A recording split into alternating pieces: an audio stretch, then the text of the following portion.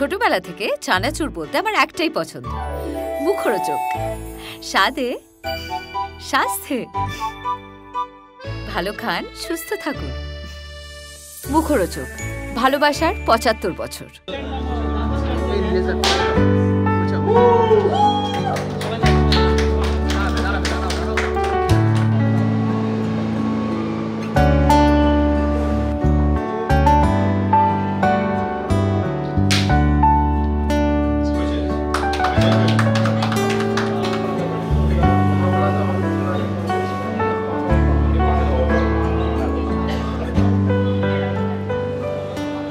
এটা আমার সঙ্গে ব্যাক টু ব্যাক হচ্ছে, আমি দেখছি।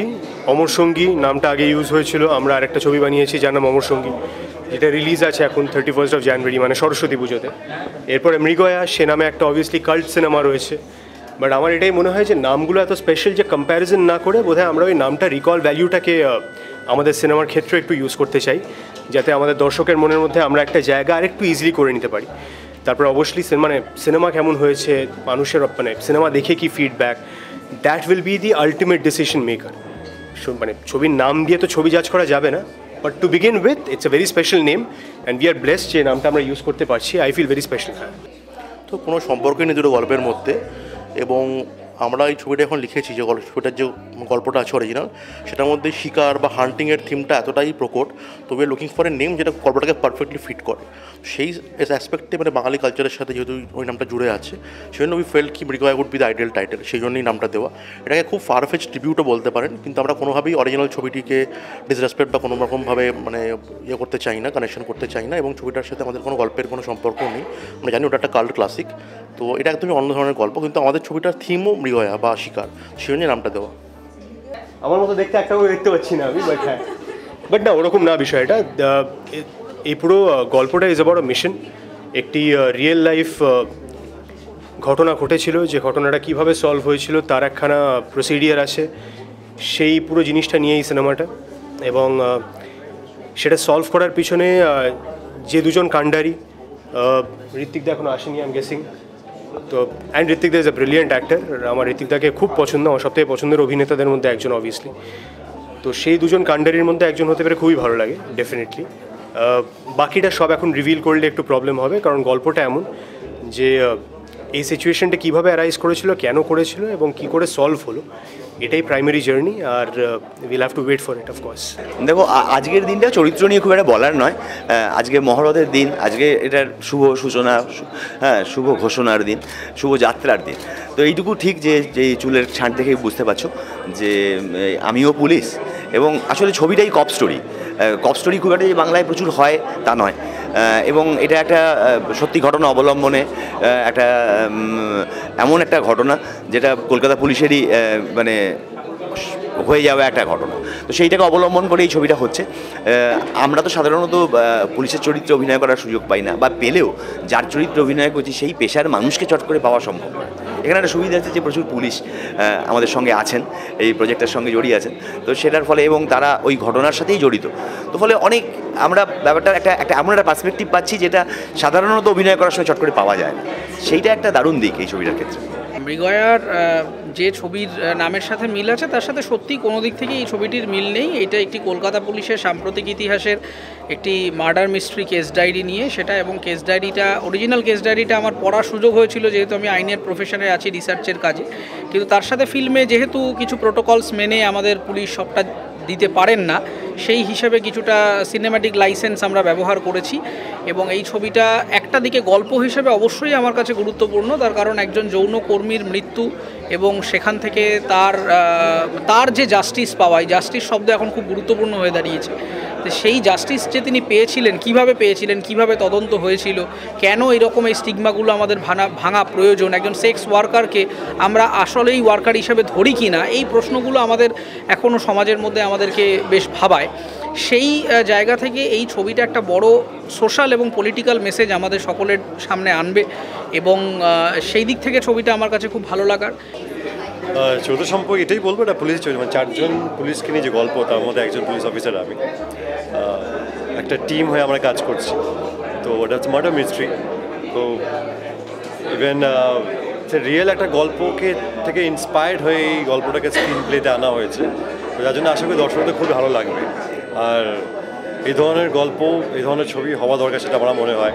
একটা মেসেজ আছে, একটা কলকাতা পুলিশের কতটা অবদান আমাদের ওপরে, মানে কতটা তারা কী কী করে আমরা জানিও না। অনেক সময় আমাদের মানুষের অভ্যেসে একটু পান থেকে চুন খসলেই ভুলভাল বলতে শুরু করি, ভালোগুলো ভুলে যায়।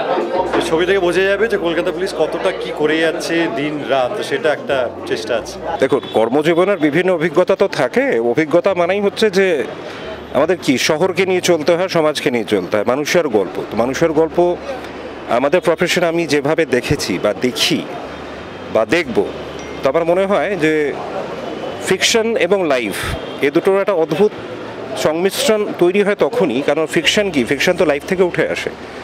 তো এই বিভিন্ন গল্প আমার বন্ধু বান্ধবের সাথে করি বা করতাম, সেক্ষেত্রে আমার বন্ধু দেবাঞ্জন রায়চৌধুরী, পল্লব মালাকার এবং এই সিনেমা যারা রূপায়িত করছেন, বোম্বের রানা মজুমদার এবং দেবাঞ্জন এখানকার, তারা গল্প ছিল একদিন বললো তাহলে এই গল্প বা কিছুকে নিয়ে আমরা এগোতে পারি।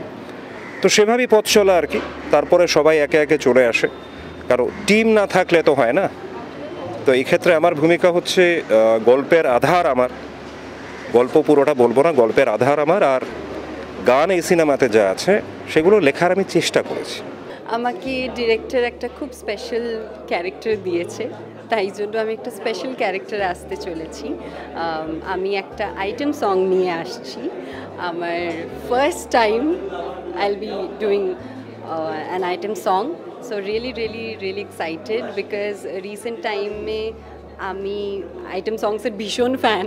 এত হিট হচ্ছে অ্যান্ড মানুষ এত পছন্দ করছে, সো যখন আমি এই অফারটা পেলাম I was also too excited যে এটা আমার জন্য খুবই you know lovely for me to get this because I love dancing and আমি definitely ভীষণ excited to do this. আমার খুবই ভালো লাগছে, যেহেতু এটা আমার এত বড় প্রজেক্টে প্রথম কাজ।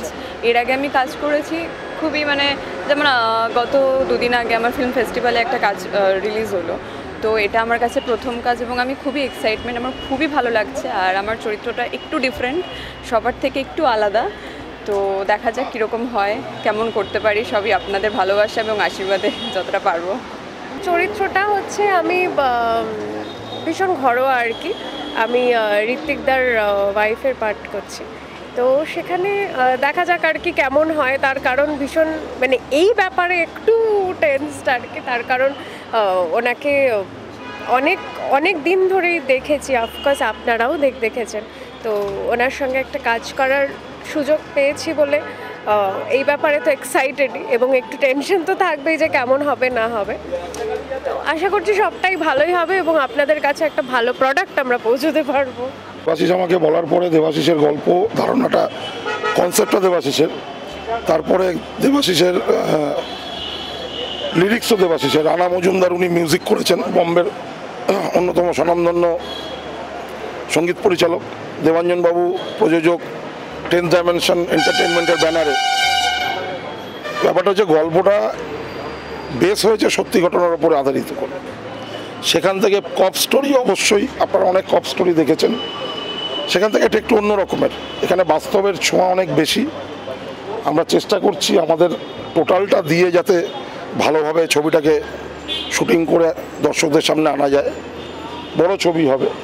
কিছু বন্ধুদের স্বপ্ন ছিল, এই স্বপ্নটা রূপায়িত করতে আমি বা রানাদা বম্বের যে আছেন প্রডিউসার, ও জাস্ট হেল্প করছি। আমরা সিনেমা বানাবে অভিরূপ ডাইরেক্টর আমাদের, আর বাদবাকি কলাকুশলী তো আছি সব, মানে চেষ্টা করছি ভালো কলাকুশলী নিয়ে আসার।